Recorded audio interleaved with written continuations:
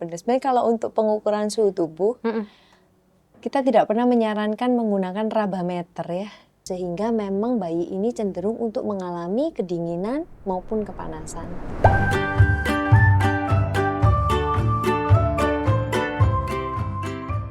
Assalamualaikum warahmatullahi wabarakatuh. Bertemu lagi dengan saya Yuri Sabrina di podcast Babylon Talks sesi kali ini. Nah, di sesi kali ini moms and dads ya, kita akan membahas tentang bagaimana pentingnya suhu tubuh bayi. Dan ini para moms and dads juga harus tahu nih, kalau kehangatan bagi si kecil itu penting sekali untuk dijaga. Nah, seperti di episode sebelumnya, saya ditemani dengan salah satu dokter spesialis anak yang cantik. Ada Dokter Zenia Angelina. Hai dok. Halo. Ketemu lagi kita ya. Iya, nah, benar. lanjut kita nih ngobrolinnya Yes. ya. Nah, kita akan ngobrol-ngobrol tentang kehangatan bagi si kecil. Pentingnya suhu tubuh bayi. Ini para moms and dad, apalagi orang tua yang baru dikaruniai bayi, ini harus tahu banget nih, ya kan dok. Banyak orang tua mungkin terutama untuk new moms and dad yang masih kebingungan nih dengan info-info seputar kesehatan buah hati, terutama tentang suhu bayi gitu kan ya. Banyak orang tua yang panik ketika suhu tubuh anaknya terlalu dingin atau bahkan terlalu hangat. Makanya dari itu kita perlu tahu nih sebenarnya kisaran suhu normal bayi itu berapa sih dok? Iya benar. Bayi itu seringkali bingung ya orang tuanya ya. Kalau saya setting suhunya sekian kayaknya kedinginan deh dok. Kalau saya setting sekian kita yang kepanasan gitu ya. Jadi bingung ya menentukan. Yang penting adalah kita jaga suhu bayi itu di kisaran antara 36,5 sampai 37,5. Oke. Gitu. Itu adalah suhu tubuh normal pada bayi maupun pada anak-anak. 36,5 sampai 37,5 ya. Iya, betul. Tapi kalau di atas 37,5, misal 37,6 itu bisa Sudah termasuk summer kalau orang bilang. Oke. Biasanya bayinya memang teraba lebih hangat. Oke. Gitu. Oke. Jadi wajib ditandain nih moms, dad ya. Nah, biasanya faktor apa yang menyebabkan suhu tubuh bayi itu bisa meningkat dok? Bayi itu kalau suhunya kepanasan itu bisa disebabkan karena satu, dari lingkungan. Dari lingkungannya misalnya suhunya memang terlalu panas gitu. Sehingga akibatnya tubuhnya juga akan suhu tubuhnya ikut meningkat gitu ya. Atau misalnya yang kedua yang hati-hati memang kalau dia ada proses infeksi nih gitu. Anaknya misalnya sakit gitu ya, entah itu flu gitu ya atau penyakit infeksi lainnya. Itu memang bisa terjadi peningkatan suhu tubuh. Gitu. Oke, jadi beberapa faktor lingkungan dan juga infeksi itu juga mempengaruhi pasti ya dok ya. Nah, kenapa sih dok bayi itu lebih rentan mengalami perubahan suhu tubuh dibandingkan orang dewasa? Iya, pada bayi, terutama bayi kecil ya. Biasanya memang kan bayi kecil itu masih proses transisi. Ya, kita ngomong bayi baru lahir ya, yang usianya mungkin masih 1 bulan ya. Gitu, itu biasanya memang masih proses transisi. Sehingga kemampuan untuk mengatur atau regulasi suhu tubuhnya itu juga memang kurang baik. Gitu, sehingga memang bayi ini cenderung untuk mengalami kedinginan maupun kepanasan. Gitu. Nah, yang kedua, kulit bayi itu kan cenderung memang masih tipis gitu, sehingga pertahanan kulitnya gitu ya, pengaturan sistem untuk penguapannya itu memang juga masih kurang baik, sehingga memang sangat beresiko terjadi perubahan suhu tubuh. Oke, berarti memang ada beberapa faktor itu yang perlu para moms and dads juga tahu ya dok ya. Betul. Nah, kalau suhu tubuh bayi justru menurun atau kerasa dingin, apakah itu juga berbahaya dok?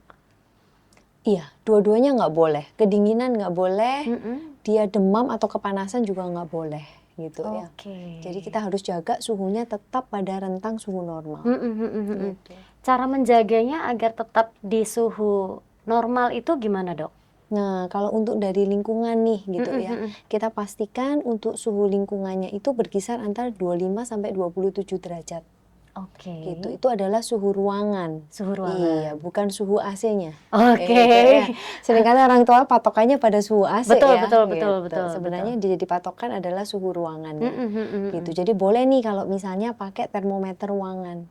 Jadi kita memastikan suhu kamarnya atau suhu ruangannya itu berkisar di 25 sampai 27. gitu. Kelembapan juga mempengaruhi gitu Oke. ya. Kalau terlalu lembab bayinya juga nggak nyaman, terlalu kering dia juga nggak nyaman. Jadi kelembapan dan kekeringan udaranya juga harus dijaga gitu. Oke. Selain suhu ruangan, kelembapan dan kekeringan di dalam ruangan, apalagi kamar tidur bayi ya dok ya, itu harus dipastikan di 20 Iya, 25 sampai 27. 25 sampai 27 derajat. Oke. Jadi moms and dad jangan lupa beli termometer untuk ruangan ya, untuk betul. memastikan biar bayinya lebih nyaman ya dok ya Iya, di kamar ya. Jangan suhu AC ya. Iya betul, jangan pakai patokan suhu AC ya. Oke.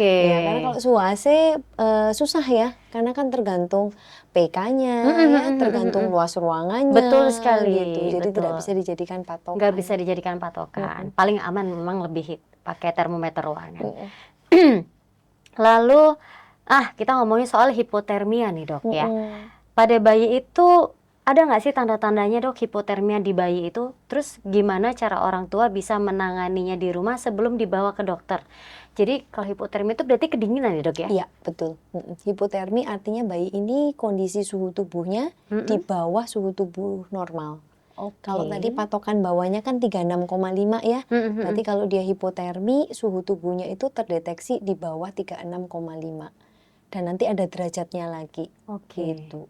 Yang bisa dilakukan orang tua adalah satu, pastikan suhu lingkungannya nyaman dulu nih, sesuai dulu. Gitu. Kemudian yang kedua, pastikan bayi ini menggunakan pakaian dengan bahan yang nyaman. Kalau kita di Indonesia, karena kita adalah negara yang tropis, maka sebaiknya menggunakan pakaian yang gampang menyerap keringat, tetapi jangan sampai terlalu tebal. Gitu. Kalau ketebal nanti terlalu panas ya. Gitu. Kalau terlalu tipis nanti bayinya kedinginan. Gitu ya. Kemudian yang berikutnya adalah pastikan jangan sampai banyak aliran angin di area sekitar bayi.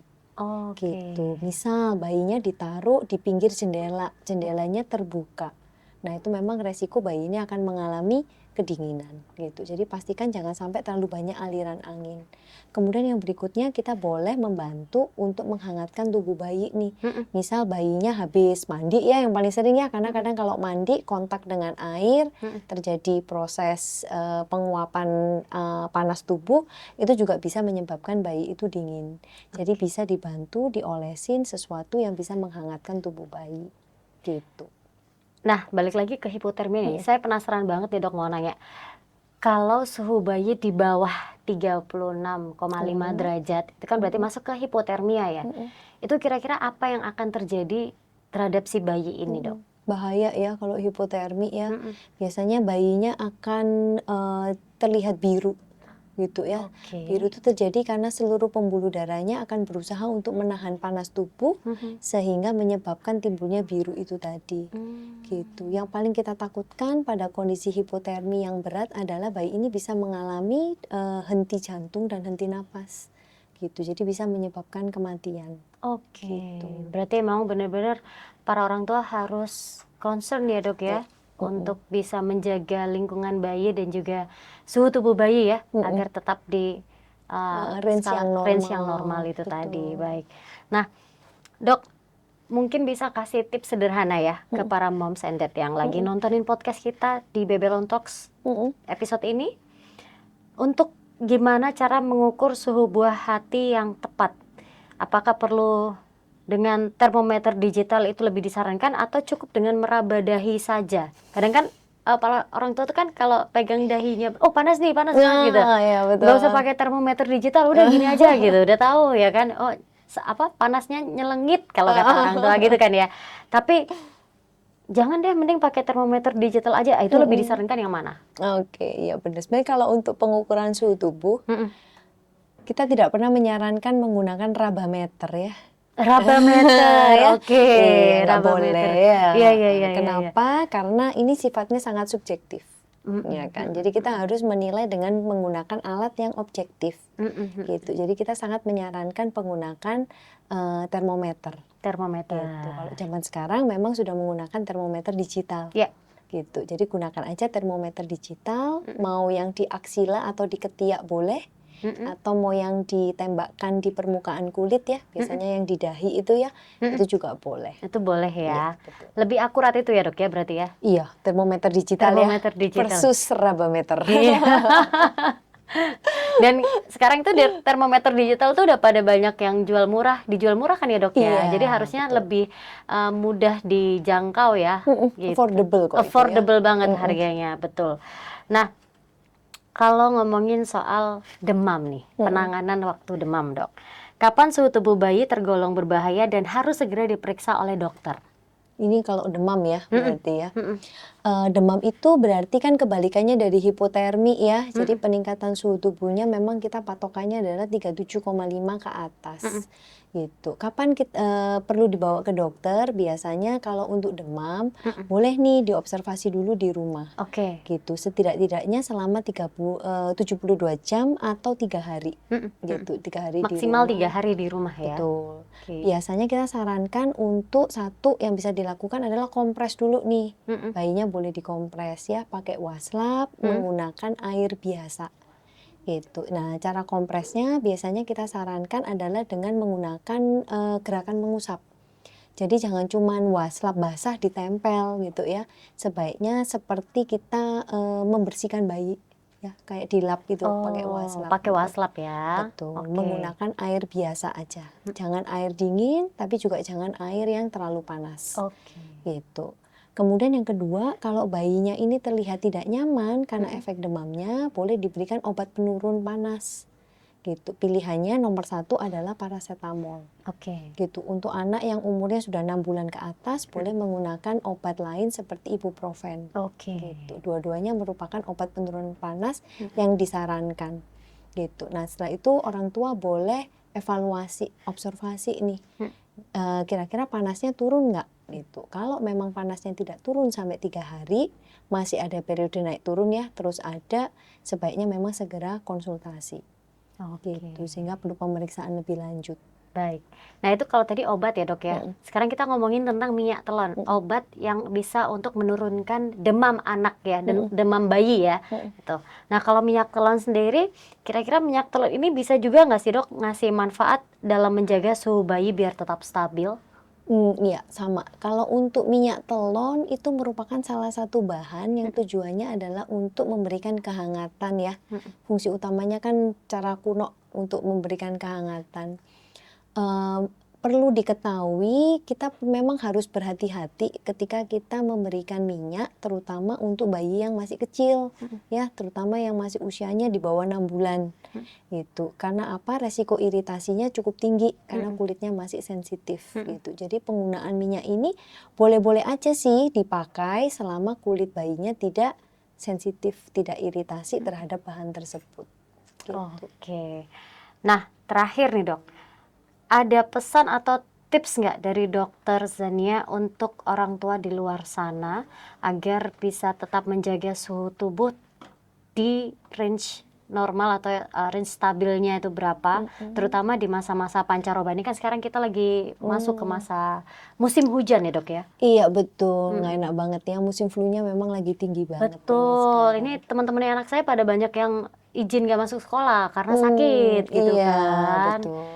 Boleh dikasih tipsnya dok mungkin? Oke, untuk tips dan triknya untuk menjaga kehangatan badan pada anak adalah satu, pastikan anak ini makan dengan cukup ya. Yang kedua, minumnya juga harus cukup ya. Jangan sampai anaknya kekurangan cairan karena kalau kekurangan cairan juga bisa menyebabkan terjadinya demam. Lalu gunakan pakaian yang nyaman untuk anak ya. Kemudian jaga supaya suhu tempat tinggal anak sehari-hari itu berada dalam range suhu normal. Gitu. Di antara 25 sampai 27 derajat yang kita ukur untuk suhu ruangannya. Gitu. Itu sih yang bisa dilakukan. Itu yang bisa dilakukan para orang tua ya. Jadi jangan lupa dicatat ya moms and dads ya. Terima kasih dokter Zenia sekali lagi untuk tips sederhananya, semoga bisa jadi manfaat untuk para moms and dads, apalagi para orang tua yang baru punya bayi gitu kan, jadi nggak bingung lagi ketika bayinya pas demam harus ngerti apa yang harus dilakukan begitu ya. Baik moms and dads, Terima kasih sudah simak podcast Babylon Talks di episode kali ini tentang kehangatan bagi si kecil, pentingnya suhu tubuh bayi. Semoga apa yang disampaikan oleh Dr. Zenia Anjani, semoga apa yang disampaikan Dr. Zenia Angelina bisa jadi manfaat dan bisa dipraktekkan di rumah ya. Kami berdua pamit, sampai ketemu lagi di podcast Babylon Talks selanjutnya. Wassalamualaikum warahmatullahi wabarakatuh.